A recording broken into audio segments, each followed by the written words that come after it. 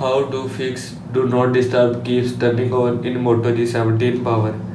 First of all, turn off schedule do not disturb. Open settings now. In settings, scroll down, click on sounds and vibration.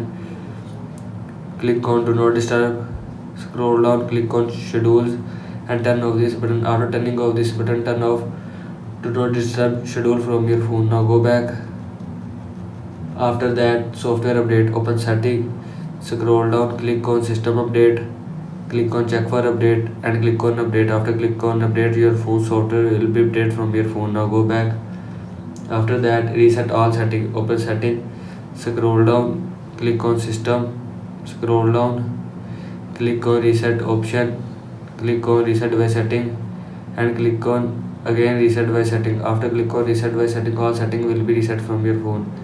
This is how you can fix do not disturb keeps turning on in Moto G17 power.